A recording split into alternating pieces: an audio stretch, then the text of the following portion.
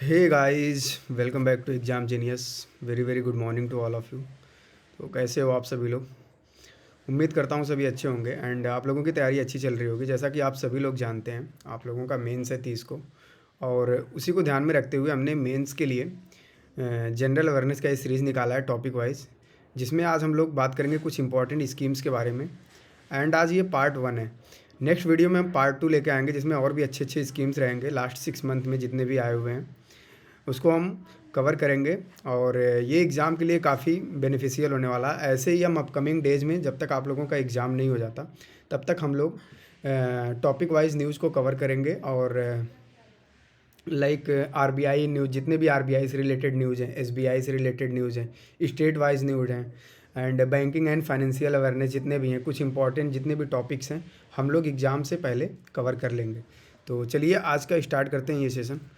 तो स्क्रीन पर आप देख पा रहे होंगे, फर्स्ट हमारा है scheme unified pension scheme. So basically unified pension scheme ये जो है इफ़ेक्टिव होगा 1 अप्रैल 2025 से। और ये स्कीम जो है हमारा ओल्ड पेंशन स्कीम और नेशनल पेंशन स्कीम को मिला के बनाया गया है। एक टाइप से बोला जाए तो ये दोनों का कॉम्बो है।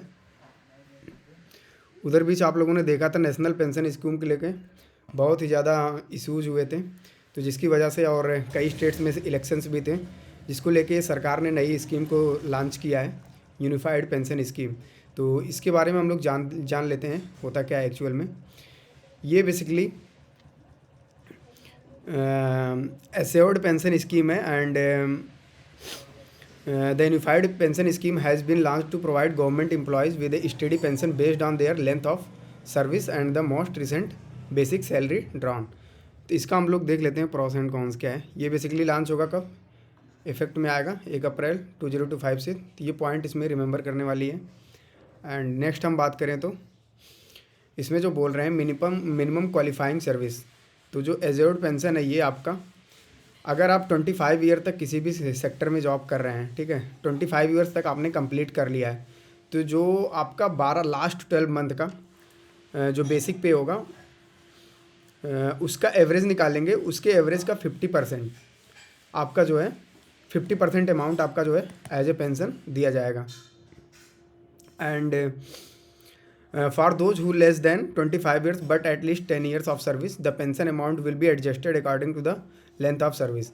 ये बोल रहे हैं कि अगर आप 25 साल से कम भी जॉब किए हुए हैं और लेट सपोज 10 ईयर ही जॉब किए हैं, तो उसके बेसिस पे आपका जो है अमाउंट को जो है एडजस्ट किया जाएगा, पेंशन अमाउंट को। एंड एज्योर्ड मिनिमम की जो बात करें तो आपका इसमें 10,000 पर मंथ मिलेगा ही मिलेगा। एंड जो आपका सर्विस है एटलीस्ट 10 ईयर्स का होना चाहिए। मिनिमम अमाउंट 10,000 मिलेगा, इससे नीचे नहीं मिलेगा, लेकिन आपका सर्विस जो है 10 ईयर्स होना ही चाहिए। 10 ईयर से कम है तो ये एप्लीकेबल नहीं होगा। ये पॉइंट आपको ध्यान रखने वाली हैं। एंड फैमिली पेंशन,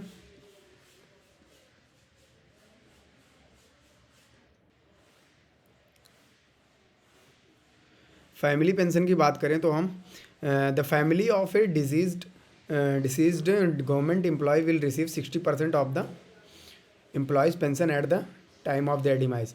ये बोल रहे हैं कि अगर फैमिली में लाइक डेथ हो जाता है तो फैमिली को आपके जितना उन्हें पेंशन मिलता था उसका 60% आपके फैमिली को दिया जाएगा। इसमें ये था इन्फ्लेशन इंडेक्सेशन। तो ये बोल रहे हैं कि the pension family pension and minimum pension amounts will be adjusted for inflation based on the all India consumer price index for industrial workers. तो अगर इन्फ्लेशन है आपका जो है, ज़रूरी नहीं है कि आपका फिक्स हो गया एक बार को, लेट सपोज कि 30,000 आपका 30 के फिक्स हो गया पेंशन। तो जो इन्फ्लेशन होगा, इन्फ्लेशन के लिए कैलकुलेट करेंगे, उसके बेसिस पे आपका जो है पेंशन अमाउंट इंक्रीज़ भी होगा। ये जो है all India consumer price index के बेसिस पे कैलकुलेट करेंगे, जितना भी इन्फ्लेशन रहेगा उसके अकॉर्डिंग आपका जो है अमाउंट इंक्रीज होता जाएगा। एंड ये जो बोल रहे हैं लास्ट में ये है lump sum payment at superannuation. So upon retirement employees will receive a lump sum payment equal to 10% of their salary and dearness allowances for every 6 months of completed services. This payment is in addition to gratuity and does not reduce the amount of secured pension. So basically आपको like जितने भी साल आप job कर रहे हैं, ठीक है, लाइक आपने 30 ईयर जॉब किया, सॉरी, एक second.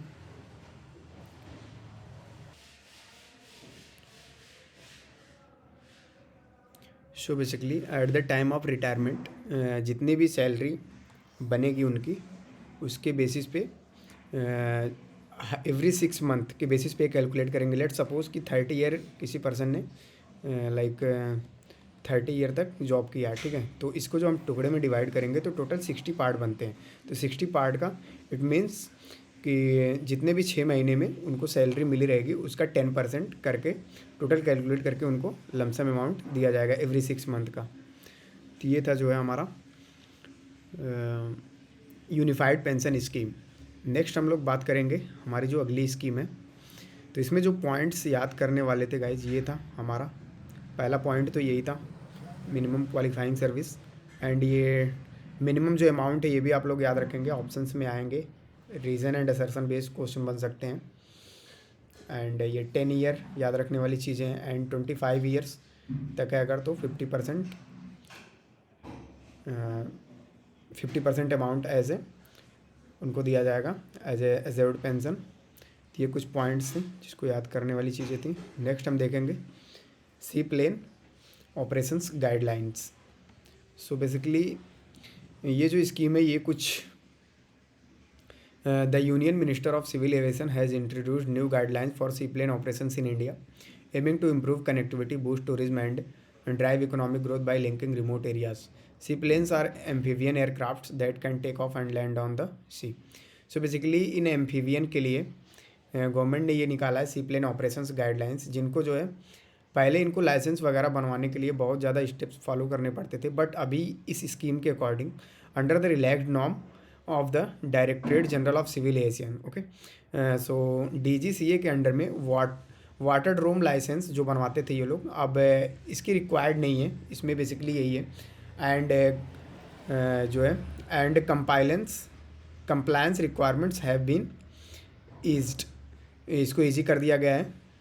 And new commercial pilot licence holders can directly get seaplane ratings by to fly seaplanes. तो जो है जो नए कॉमर्शियल पायलट लाइसेंस होल्डर्स होंगे उन्हें डायरेक्टली जो है सी प्लेन्स दे दिया जाएगा। And the guidelines will help in building water aerodromes. India had a brief seaplane services in Andaman and Nicobar and Gujarat. So basically ये जो है ये बोल रहे हैं कि ये गवर्नमेंट ने टोटल 18 वाटर एरोड्रोम्स साइट्स पे इम्प्लीमेंट किया है overall the country.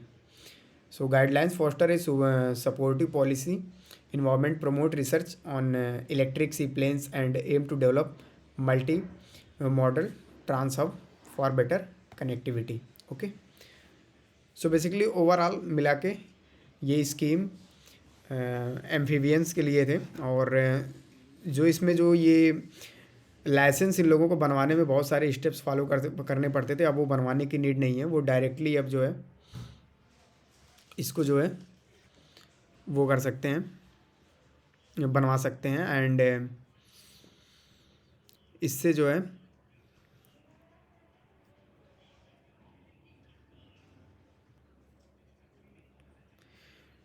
Basically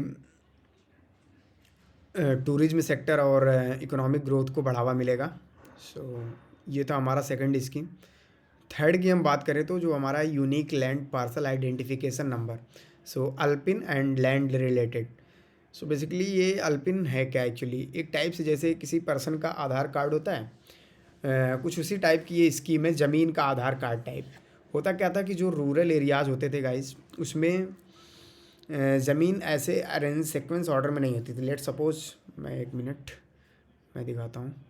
so basically sorry, जो रूरल एरियाज़ होते हैं उसमें मान लो किसी पर्सन की इस तरह से ज़मीन है, किसी पर्सन की इस तरह से है, किसी की इस तरह से हो गई, किसी की इस तरह से हो गई, किसी की इस तरह से, किसी की इस तरह से। तो बेसिकली इसमें जो है एक सीक्वेंस ऑर्डर नहीं रहता था। तो मान लो कि अब इसके इस खेत वाले के पास जाना है, इसको इस अपने खेत में, और अब ये जो लास्ट वाला खेत है साइड वाला, अब जो फील्ड है एरिया है, अब इससे कैसे जाएगा, इसके खेत से तो होके जाएगा नहीं। तो प्रॉब्लम होती थी, और प्रॉब्लम के लिए ये इसी के फील्ड से एक रास्ता बना लेते थे। और फिर ये है तो इसकी रजिस्ट्री, इसी का प्रॉपर्टी है, लेकिन इसको एज ए रास्ता इसको बना लेते थे। तो ये जो है प्रॉब्लम इन फ्यूचर क्रिएट होता था। तो इसी को लिए इसको डिजिटलाइज किया जा रहा है एक प्रकार से अल्पिन स्कीम के थ्रू। सो बेसिकली इसको देख लेते हैं हम लोग। The centre has allocated 10,000 crore in incentive to states for implementing land related reforms in both rural and urban areas. Okay. Okay, so rural areas, states are required to implement reforms such as assignment of a unique land parcel identification number। जैसे आधार का होता है, इसे हम भू आधार के नाम से भी जानते हैं, for all lands digitalisation of cadastral maps, surveys of map subdivisions according to current ownership and the establishment of the land registry। so basically overall इस स्कीम के बारे में बताया जाए तो ये जो है एक टाइप से जितने भी रूरल एरियाज़ में लैंड्स हैं उसको डिजिटलाइज किया जाएगा and urban areas as well. Physical incentives will be provided for the digitalisation of land records using GIS, geographical information system mapping, and the creation of an IT based system for property record administrator updating and tax management। Okay and next हम बात करें farmers registry. सो जो farmers registry के लिए जो है additional 5,000 crore जो allocate किया जाएगा for creating a farmers registry which will include details of 6 crore farmers and there lands, जो कि 6 करोड़ फार्मर्स को और उनके प्रॉपर्टी में हेल्प करेगा। सो जो ये LP है आल्सो, इसको हम मैंने पहले बता दिया भू आधार नाम से इसको और जाना जाता है। ये क्वेश्चन बन सकता है, सो आप लोग इसको इस पॉइंट को रिमेंबर रखिएगा। And it is a unique identification assign to every land parcel in India. So सबके ज़मीन का एक यूनिक आइडेंटिफिकेशन नंबर होगा। जैसे कि हम लोगों का होता है पर्सन टू पर्सन होता है आधार नंबर, वैसे ही हर एक ज़मीन का आधार नंबर होगा। और ये कितने डिजिट का होगा, ये पॉइंट भी आपको रिमेंबर रखने वाली हैं। 14 डिजिट का नंबर होगा ये, ठीक है, भू Aadhaar. And ULPIN will be integrated with existing land registries to ensure that all land parcels are accurately recorded and that ownership details are up to date. वही बोल रहे हैं कि हर एक ऑनर का एक उसकी प्रॉपर्टी का एक 14 डिजिट का नंबर होगा और उसे डालते ही हर एक डाटा ओपन हो जाएगा, एकदम एक्यूरेट डाटा उसमें पूरा डाला जाएगा।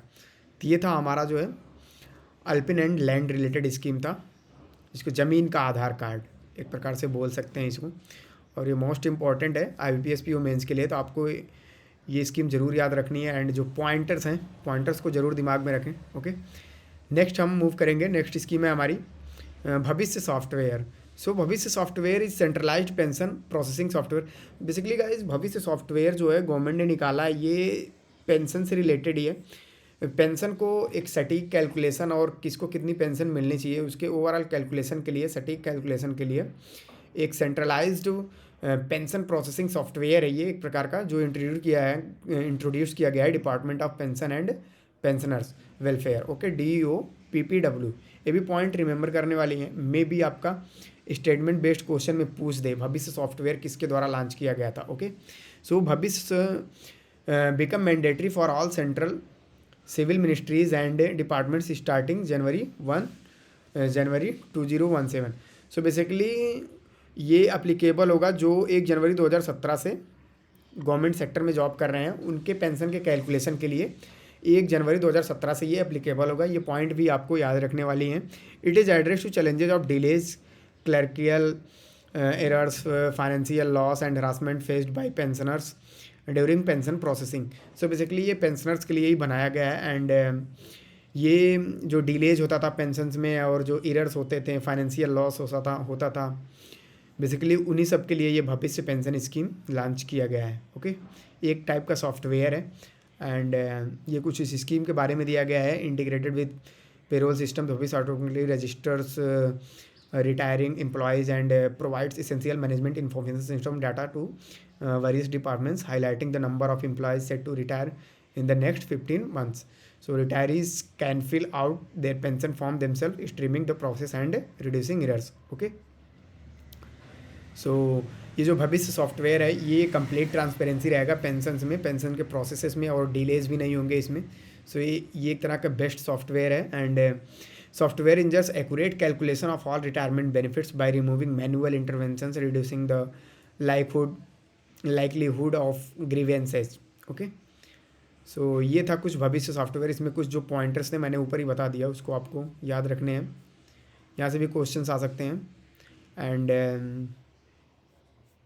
नेक्स्ट स्कीम की बात करेंगे हम लोग, जो है मॉडिफाइड प्रधानमंत्री जीवन योजना। ओके, सो ये जो हमारा है मॉडिफाइड प्रधानमंत्री जीवन योजना, तो ये स्कीम बेसिकली यूनियन कैबिनेट ने अप्रूव किया है। बेसिकली ये जो है जो हमारा होता है biofuels. Okay, the Pradhan Mantri Jeevan Yojana is government scheme which aim to promoting the production and use of advanced biofuel specifically ethanol. जो इथेनॉल बायोफ्यूल्स थे उनको जो है बूस्ट करने के लिए, एंड जो इन्वायरमेंटल पोल्यूशंस हैं, एंड फार्मर्स को सपोर्ट करने के लिए, एंड लोकल जॉब्स को प्रमोट करने के लिए, and green green energy purpose से इसको जो है मॉडिफाइड करके फिर से रिलॉन्च किया गया है। एंड इसमें क्या क्या इंक्लूड किया गया है, इसको 2028-29 तक एक्सटेंड कर दिया गया है। फर्स्ट पॉइंटर ये है। And expanding the scope to include advanced biofuel made from lignocellulosic feedstocks such as agricultural and forestry residues, industrial waste, synthetic gas, algae. Basically जो इंडस्ट्रियल वेस्टेज वगैरह हैं उसको जो है ये लोग रिसाइकिल करेंगे और उसके बेसिस पे इथेनॉल बायोफ्यूल्स का प्रोडक्शन करेंगे। बेसिकली उसी के लिए ये स्कीम है। And the amendment introduces eligibility for bolt on plants के लिए भी ये एलिजिबल रहेगा। And brownfield projects, these are projects that can leverage existing facilities and technologies to produce advanced biofuel, making them more viable and cost effective. Okay, so the modified scheme emphasizes innovation, giving preferences to projects and purpose using new technologies and different types of feedstocks, raw materials used to produce biofuels. Okay, the scheme provides farmers with a remunerative income by using their agricultural residues such as leftover stacks after harvesting as feedstock for biofuel production. So मैंने पहले ही बता दिया इस scheme का main जो M है, जो like हमें ग्रीन एनर्जी को प्रमोट करना है, एंड जो हमारा पोल्यूशन है उसे रिड्यूस करना है, एंड टेक्नोलॉजी को इन्हेंस करना है, इथेनॉल बायोफ्यूल्स का बढ़ावा देना है। बेसिकली उसी के लिए ये प्रधानमंत्री जीवन योजना को लाया गया है। तो ये थी हमारी आज की कुछ महत्वपूर्ण स्कीम। इसका आज पार्ट 1 था। पार्ट 2 हम कल के वीडियो में बात करेंगे। कुछ ऐसे ही महत्वपूर्ण 5 से 10 स्कीम लेके आएंगे जिसे डिस्कस करेंगे, जो आने वाले IBPS PO मेंस जो कि आपको 30 का होने वाला है के लिए रामबाण होगा। तो वीडियो को हम यहीं पर एंड करते हैं। अगर सेशन पसंद आया तो एक लाइक और शेयर ज़रूर करें गाइज। तो आज के लिए इतना ही। Thank you all, bye bye, take care.